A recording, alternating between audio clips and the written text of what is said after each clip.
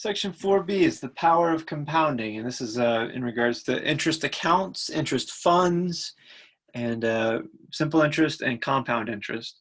So we'll start with simple interest, which is not as commonly used in practice or in real life, but it's good to know how it works because it is still used for some calculations nonetheless.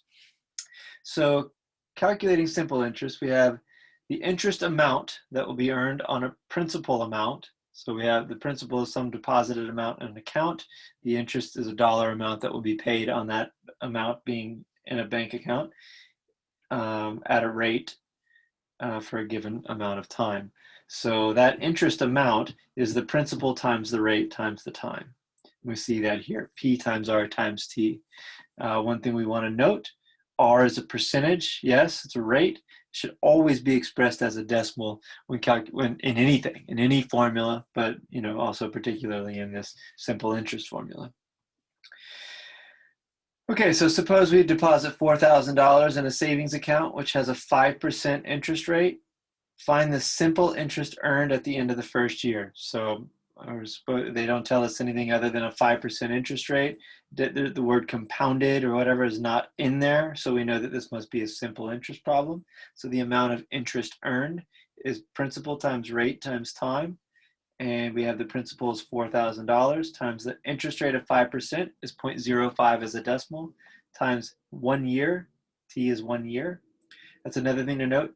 T should always be in terms of years. If we're given T in terms of months, it has to be converted into a year. And so our interest earned on that amount for that rate for that time is $200. So that's the interest earned there. Now let's see. Find the simple interest earned at the end of the third year. Okay, we'll see that there's actually a shortcut to this, but starting out, we're not sure of it. So let's do the calculation as is, as we've done the first one. Principal times rate times time, same interest rate, but now time is T equals 3 years. No need to convert, it's in years, so we'll leave it as is. $4,000 times the rate of 0.05 times 3 years gives us $600. So of course, with a simple interest account, the amount of interest it earns each year is $200 or fixed. It's always going to be the same each year. We don't earn interest on interest in a simple interest account. In other words, it's not compound interest. So we could have just taken this answer, multiplied it by 3 to get that answer. But the calculation the other way was not that difficult. So that's simple interest. Again, not commonly used, but it'll be crucial for a couple calculations we'll make in the course. Let's see, future value, principal, this is for simple interest. So principal plus interest. So in other words, if an account with a principal and it earns interest, what's the future amount in that account? This is fairly straightforward, but we take our future amount to be A. P is our principal, just as it was before, the initial amount we deposit. And the formula we use to calculate our future amount, A, is P times parentheses 1 plus RT. R is the interest rate as a decimal, and T is time in years. Now let's have a look at this formula. P times 1 is P. P times RT is PRT. PRT is familiar. PRT is our interest amount that's earned added to the principal. So of course, our future balance A is our original principal plus the interest that's earned. So this formula should make sense in that regard. Now we'll typically just use this version of it, but it's nice to have seen the breakdown of that so we know that this formula actually makes sense. So a loan of $2,500 has been made at a simple interest rate of 24% APR for 4 months. Find the loan's future value. Okay, so in other words, what is going to be due on this loan 4 months from now if no payments are made? Okay, so future amount is A, that's what they're asking for, so we recognize that. Simple interest rate tells us to use the simple interest formula. If we're looking for a future value, we know A, so we want to use the future value formula for simple interest. And we need to recognize some things. Principal is $2,500. The interest rate is 24%. Converted to a decimal is 0.24. The time T is 4 months. Remember, T has to be given in terms of years. So we'll take that 4 months, T equals 4 months, convert it to years by multiplying it by 1 year per 12 months. This is the right order of the conversion factor because months cancel, we're left with years. And 4/12 is 1/3 of a year. It's okay to use a fraction. It'll be nice actually in this problem to have a fraction in there. Keep the calculations a little cleaner. So now we set it all up in our formula. A equals P times 1 plus RT. $2,500 is P times 1 plus R is 0.24 times T is 1/3. Simplifying some of that, 1/3 times 0.24 is 0.08 exactly, so that's nice.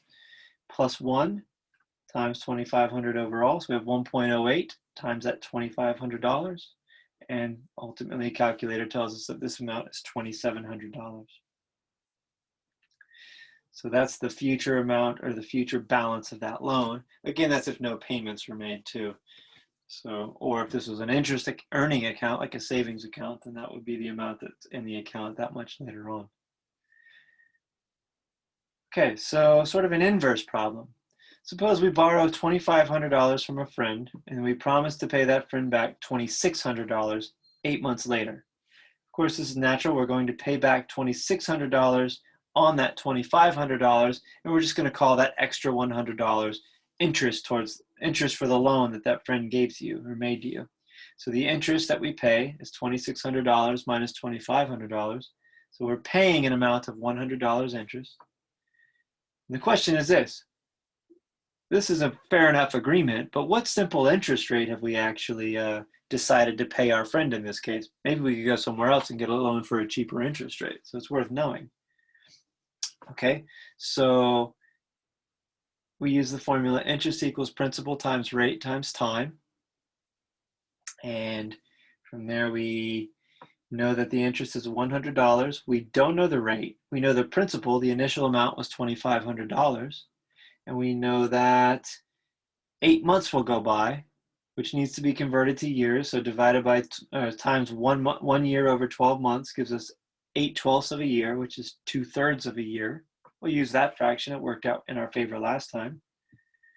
So setting all this up with that information, $100 I is equal to $2,500, which is P, times the rate we don't know, times time, which is 2/3 years. Okay, now we want to solve for R in this equation. So we divide by $2,500 on both sides. That cancels it on the right, and on the left, it leaves us with 1/25 if we simplify this. Of course, the reader might get a decimal. That's fine. You could use a decimal there as well. Now to solve for 2/3 R, we multiply both sides by 3/2, which is essentially dividing by 2/3. Okay, in doing so, we have R all by itself, and we get a fraction of R equals 3/50. Again, these could all be done in decimals as long as we're making progress towards solving for R. 3/50 is a decimal of 0.06. Converting that to a percentage, since it is an interest rate, is 6%. So our simple interest rate in this case would be 6% for this loan from that friend. Okay, moving on. Now we intend to save $10,000 for the down payment to purchase our first house 3 years from now. So we want to have $10,000 saved up, and 3 years from now, we're going to take that $10,000 out. So we're going to put in some initial amount of money and let it grow and earn interest until it's $10,000 3 years from now, and then we'll withdraw it to purchase our first home. So we decide to buy a certificate of deposit, which is just a fancy version of a savings account, which you can't withdraw money from, that pays a simple interest rate of 5%. Okay, so with that interest rate and our goal amount of $10,000 and the time that we're going to leave it in this financial instrument, this certificate of deposit, which is 3 years, how much money do we need to deposit to get started, to get there? So this is our simple interest formula. Our future amount is A. Our principal or initial investment is P. R is the interest rate. T is the amount of time we leave it in years in that account. All right, so a closer look at the work done here. We recognize some things. The future amount we want is $10,000. The time that will go by is 3 years. The interest rate that we're paid is 5% or 0.05. And the question is, what principal, what initial amount do we need to deposit in that for this to, in this account to earn that $10,000 3 years later at 5% simple interest? Okay, well, setting this all up, the information that we're given, we're able to get to a stage where we can solve for P, which is our ultimate goal here, to find out what that amount should be. And $10,000 equals P times 1 plus 0.15. In other words, it's a simple linear equation. 1.15 times P equals 10,000. So we divide by 1.15 on both sides. That solves for P. And we have that the principal is $8,695.65. So that's the initial amount that we would need to deposit so that we would have $10,000 3 years later in such an account. Okay, so moving into compound interest, something a bit more complicated, a bit more interesting than simple interest, and certainly more practical too. So we use the same letters. Remember that compound interest is a situation where an account earns interest after its compounding period cycles through, and then that interest adds to the account balance, and then on a subsequent interest period, it'll earn interest on that new balance. So it earns a little bit of interest on the interest that it's previously earned, and that situation continues compounding interest every month, and that's where we get the name for that. So future amount A, still our future account balance with a principal P, so that's the same. Earning interest compounded in times per year. This is a new one. So daily, monthly, annually, etc. We'll talk about what values those should be, but it's in times per year is what that number in will stand for. Number of times per year interest is compounded at an interest rate of R. Okay, that formula all together, it looks very familiar at first. A equals P times 1, and then here's where things change. R divided by N, all to the power of NT, N times T. So that's our compound interest formula. Okay, this does simplify if we compound interest once per year. We have this formula, but that's just a special case. It of course works with this if we keep this case as well, or just use this formula as well. So calculate the future account balance or future balance of a savings account which begins with a principal balance of $2,000, earns 2% annual interest compounded annually for 10 years. So that's the first question to answer. There's a second part, and we'll get to that in just a moment. So this is interest compounded annually. So we write down our compound interest formula, recognizing that that's what we need here. And proceeding with this to write what we know, T is 10 years, principal is $2,000, R is 2% or 0.02. What's the future balance? So A equals what? Question mark. Now, plug all that into our formula. And we've got $2,000 times 1 plus 0.02 over 1 to the power of 1 times 10.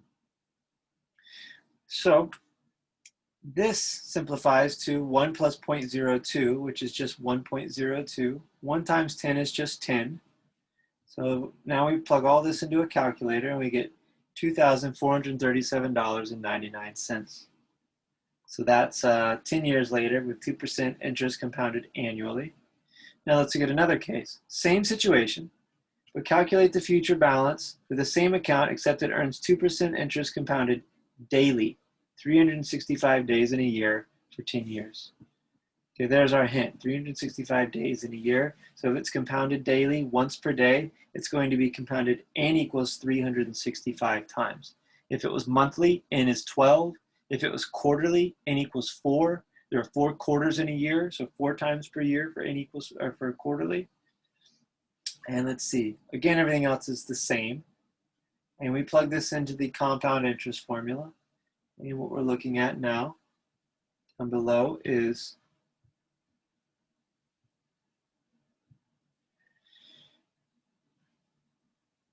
$2,000 for the principal times 1 plus the rate of 0.02 divided by N is 365. all to the power of n times t, 365 times 10. Now simplifying some of these, if we can, makes things a little bit easier, or just plugging it all into a calculator, definitely using parentheses wherever you see them here to make sure we get this correct. These are delicate calculations with a calculator, so you want to be careful with that. We come out to a value of $2,442.79. Now it's worth comparing that to what we have on the left. If we compound interest every day versus once per year, then we get $2,442 versus $2,437. Of course, we get more when we compound more times throughout the year. However, it should be surprising possibly that it's not so much more. It's only about $5 more.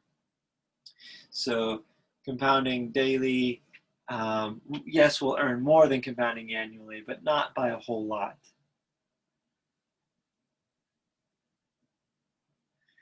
Now that begs the question of continuous compounding. Continuously compounded interest is compounded at each infinitesimal moment within a period of time.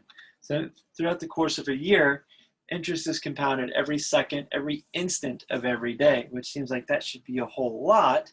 What the formula actually works out to, it takes calculus to show that this is the case, so we won't worry about it, is A equals P times e to the RT. Now, A is the future amount, P is the principal, R is the interest rate, and T is time in years. Once again, E is the only thing new in this. And it turns out E is a very special number in mathematics. It's approximately 2.71. It's a non-repeating decimal, something like pi. But it's also a button on the calculator. So you usually see it written something like E with a caret, something E to this, or you might see EXP might show up for E. Okay, so those are two ways we might see that thing come about.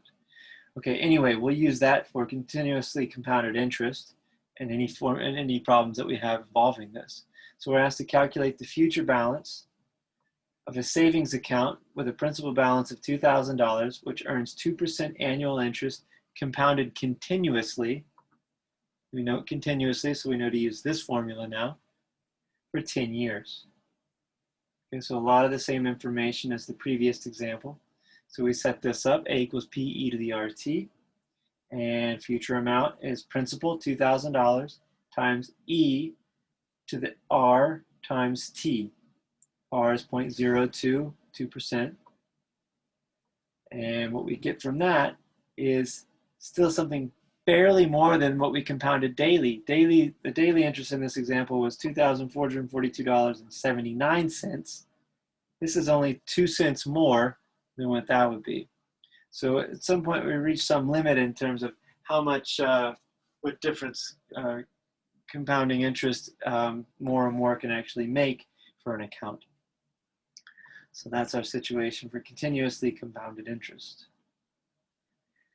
Planning for the future with compound interest. So in other words, if we want to find a principal amount to deposit in order to have a future amount A, R, N, and T all play the same role as before. To know what that principal amount would be in order to have A, T years from now at an interest rate of R on an account that compounds interest N times per year, this is our formula. Essentially, if you look at it, you realize that all that's happened is we've solved for P in this old formula here. This is the initial compound interest formula. If we divide both sides by this highlighted term, then we get exactly what we see over here. So they're really the same formula. It's just one's been solved in terms of P, and the other one's been solved in terms of A. So the example we have for this is how much money should be invested now in an account that earns 5% interest compounded monthly if the desired balance after 6 years is $20,000. So earns 5% interest compounded monthly. So R is 5%, we convert it to 0.05. Compounded monthly, that's every month of the year, so that's N equals 12 times per year. There are 12 months in a year. Okay, 6 years, so T is equal to 6. It's already in years, so that's great. Just write it as T equals 6. And $20,000 is the amount that we wish to have at this much time later. So A is 20,000. And now we set everything into the formula that we're given above. And we have 20,000 divided by 1 plus R over N times, or to the power of N times T. Simplifying this expression as much as we can is nice. That allows us to plug things into the calculator more cleanly, and we're less likely to make mistakes. Note that 1 is 12 over 12 for a common denominator between these two numbers. So 12 over 12 plus 0.05 over 12 is 12.05 over 12. So now we can plug all this into a calculator, and we should see that we get $14,825.60. Okay, and lastly, we have annual percentage yield. Not quite as common in this section as the other things we've looked at so far, but still possibly a question or two in the exercises. So annual percentage yield, or the effective rate, is the simple interest rate that produces the same amount of money in an account at the end of 1 year when that account has been subject to a compound interest rate. So in other words, if we have an account that earns compound interest and a year goes by, we could calculate what same simple interest rate could have earned that amount of money from principal to the ending balance, and that's essentially our effective rate or annual percentage yield from that account. Okay, so we deposit $6,000 in an account that pays 8% interest compounded monthly. Find the future value after 1 year. So there's nothing new about this. 6,000 is the principal. 1 plus 0.08 over the rate over N is 12, compounded monthly after all. And then to the N times T, 12 times T is 1. So N times T is 12 times 1. And then here's that trick again. 1 plus 0.08. Since 1 is equal to 12 over 12, 1 plus 0.08 over 12 is 12 over 12 plus 0.08 over 12, which is 12 plus 0.08 over 12, which is 12.08 over 12. Okay, so once that's put together, it just makes it easier to plug all of this into the calculator. It's a nice little trick to do. This is calculator ready, and we're not very likely to make mistakes. Certainly use parentheses right here. We'll definitely need those parentheses, or else we will get the wrong number out of this.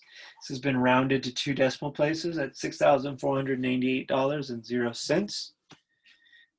It came out to 9.998, so we rounded up to the nearest cent, and that ended up moving our dollar up by 1.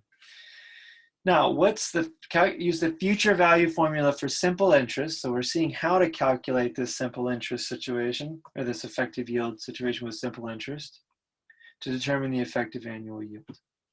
So the simple interest balance formula is A equals P times 1 plus RT, where A is $6,498, P is $6,000. Remember, A came from above. P was what we started with in this account. What's the annual effective yield of this situation? So in other words, what simple interest rate would take us from $6,000 to $6,498 over the course of 1 year? Well, when we plug all that into this formula, A is $6,498, P is $6,000, and well, we don't know R, but we fill out the rest of this. T is 1. We can solve for R in this equation. So first we've divided by 6,000, and we end up with 6,498 over 6,000. And that's equal to 1 plus R. So we subtract 1 from this to get that R is equal to this expression. Turns out this is 1.083 exactly, minus that 1. And we get 0.083, which as a percentage is 8.3%. And that's it. That's our effective annual yield. That's the simple interest rate that would take us from $6,000 to $6,498 in 1 year. So our effective annual rate.